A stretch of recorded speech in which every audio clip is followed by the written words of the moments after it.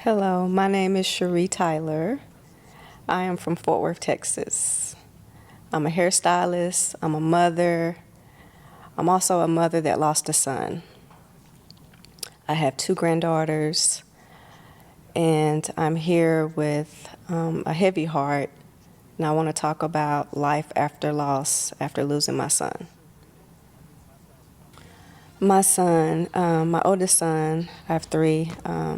Xavier is the youngest, Jackson is my middle son, and Jimmy was my oldest son. Jimmy would have been 27 this coming Saturday. Jimmy was the life of the party. We were very, very similar. His dad always says that we were like twins, like he's just a male version of me. And very smart, very athletic. He just drew you in. He was a very had a big personality, and I just feel like he was trying to figure himself out, and in that he got lost along the way. And he came from, you know, myself, his father, my ex-husband, which, was his stepdad. He had a lot of family, a lot of friends, so he came from love, like he was loved. So I don't understand, what happened, and this is why I'm here to break down what happened, how it happened, the healing journey after. He was very adventurous. He might be on top of the house. I used to joke and call him Dennis the Menace. And again, was just good in sports, but he also had that rebellious in him, So I just feel like when he got to middle school is when I started seeing him veering off. And from there, it was just hard to get a hold of it, if you will, as a parent. And then it kind of went from there, juvenile, jail, prison, and now he's no longer with us. So it started around my granddaughter's birthday. His oldest daughter, her name is Kinsley. He has two daughters, Kinsley and Delia. And he asked me to throw a birthday party for his daughter, my grandbaby. I said, okay. I was at work. Mind you, I'm going to go back because our relationship at that time was distant because I didn't agree with his lifestyle. So we had kind of like, we weren't talking. And so he told me he was on the run and had all this stuff going on. So I was like, okay, Jim. Anyway, he called me. He's like, Mom, can you throw Kinsley a birthday party? And I was like, sure. So I reached out to her mom, my other grandbaby's mom, got all the birthday stuff. We went to my house, had a great party and everything. But I could tell when I saw him, because mind you, I hadn't seen him in a little bit, something was off. Like I can't even put it into words. Like he he was nervous. He just was not himself. And so I didn't want to say anything because if I would have said something, he just would have got mad and it would have ruined the whole party. That was on a Saturday. So I reached out to his dad. I reached out to my ex-husband. I was like, something's off with Jim. Something's wrong. And like, oh, you're just, being too, he's going to be all right. I'm like, no, something is off. Something's off. And rolling to Sunday, I reach out to him. I told him, I'm like, son, let's get together. I really want to talk to you. I really just want to love on you. Yeah, Mom, just let me know. And then he texts me. He was like, when? Nothing else. So rolling to Monday. That Monday morning, I went to my counselor. I told her something's off. Went to my nail appointment. I sit in the nail chair. I get a call from Jimmy's dad. They're saying that he's dead. He's dead. I'm like, what are you talking about? He's dead. I'm like, I can't talk to you right now. So I called Michael, which is my ex-husband, and I'm like, Michael, they're saying that Jim's dead. He's like, what do you need me to do? And I give him the location. He was at some motel off of 35 with some girl. And he gets there before I do, and he tells me that he's laid out on the floor. The girl is just kind of discombobulated. There's people all around. It's just a complete, like, just so much going on. He told me, don't even come, just go straight to the hospital. The ambulance was there, and they took him to JPS, and I got in front of the ambulance. It's so crazy how that worked out. And when I got out, they had him on the stretcher. He had no shirt on, throw up in his hair, and I just wanted to touch him before they took him in. And they're like, no, I'm like, no, you don't understand. This is my son. I have to touch him. And his body was so cold. It was cold as ice. And I was just like an out-of-body experience, if I could describe how I felt.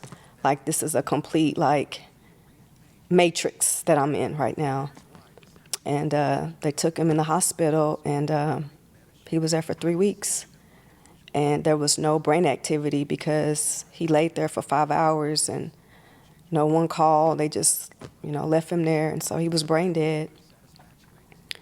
And so the doctors told me I had 2 choices, that he could be a vegetable, and I sent him to a facility, and he have around-the-clock care, but even then there was no guarantee that he would live, or I could send him to hospice.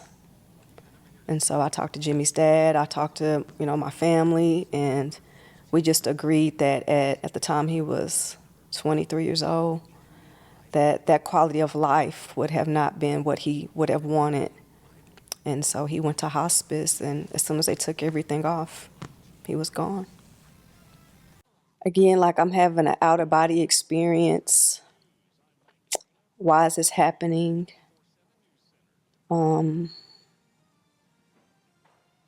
Just disbelief.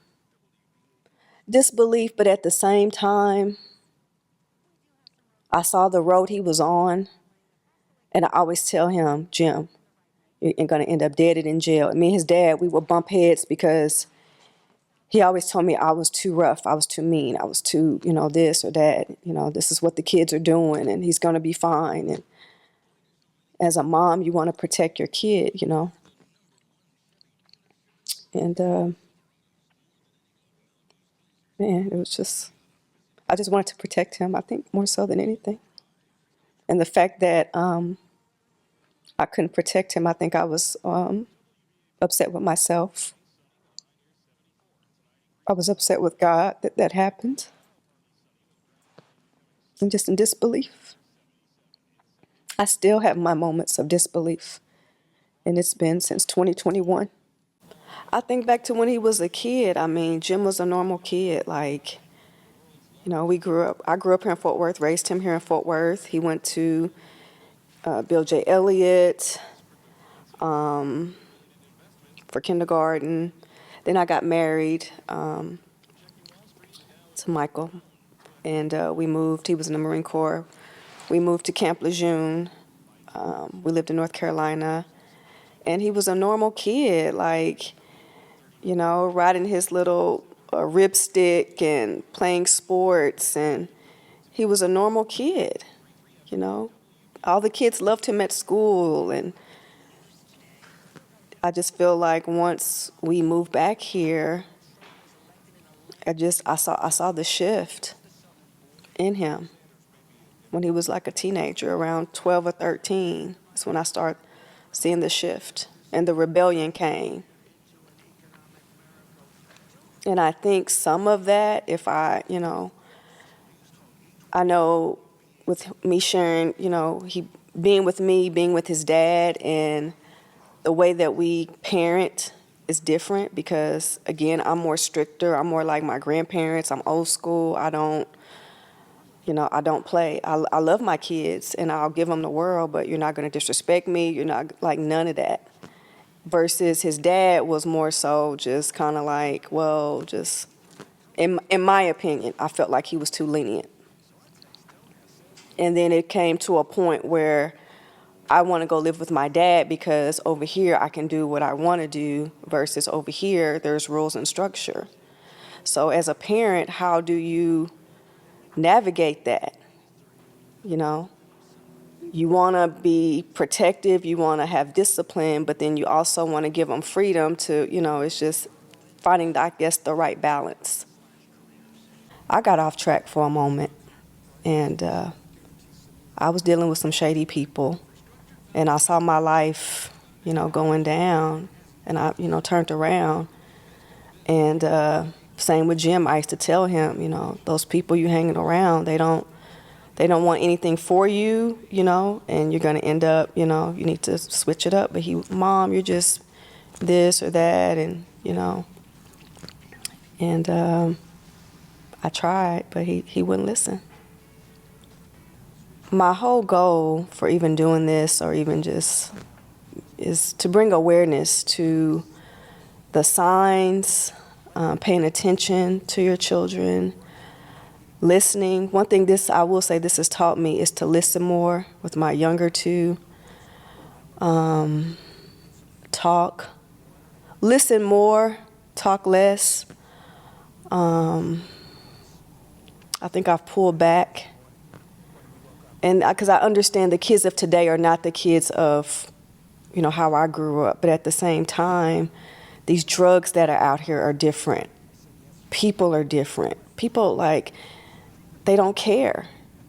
Look how my son, he laid there for hours and no one called 911 because it's that snitches get stitches type mentality. And now he's not here. So if I could convey anything, be aware, listen, and just look for the signs. Look for the signs. I feel like he went through a phase of isolation. I even felt there was some depression there. I think he just masked it in a way.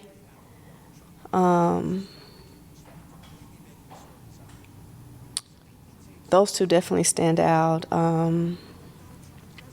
What else? I think he tried to mask, especially the depression, the different things that was going on, like when people drink too much or on drugs, they're trying to quiet down something on the inside, and they don't know how to express themselves or express what's going on with them, if that makes sense. I have a grief counselor, and I have just my counselor that I've been seeing for a while, and I think it's very important if you see the signs, because it gives them a person. Because sometimes, someone or family or your parents, you don't feel comfortable talking to them, and a counselor may be that person that they can really open up to. I will say it's not over. It's a daily thing. It's like the ocean, the tides. Sometimes they're small, sometimes they're big, and I allow myself, if I need to cry, if I need to journal, if I need to scream, if I need to have quiet time, I allow myself that, and that has helped me get to this place where I can even talk about it. Initially, I think you go through the phases of, shock, denial, anger, the stages of grief, and they can hit you at any time. So just allow yourself that. Be patient with yourself, and try not to isolate, because I think, yeah, you need your quiet time, but sometimes those voices of, you weren't a good parent, you weren't this, or those come in to play, and then you find yourself in this dark place, and that's not a good place to be in. So, have your support system, your tribe, know who your people are, whether it be a counselor, a friend, family, whomever. Another thing, my grief counselor has told me, grief is love where with no place to go. And it's true, because again, sometimes the emotions and the feelings come on so strong, and you just, if I could, it's almost like you're paralyzed. It's really rough, and not only for me, even my granddaughters. Like, I see the effect it has on them. Like, the youngest one, sometimes, like, she can come over to the house and see his picture, and her mom will call me 2 in the morning. She's crying, saying, "I want my dad." Or, the other one, Kinsley, she's, drawing pictures, and just, the effects of it just has had so many, not only on me, my granddaughters, his brothers, my others, like everyone, Jimmy's dad, stepdad, his friends, just. So if I could say anything, with the pill epidemic that's going on, and just drugs, and before you take that pill, before you take that drug, like, talk to somebody, journal, do something, ask for help, because I don't want to see another Jimmy, where all this is left behind, and he had so much to give and was loved by so many people, and now he's not here.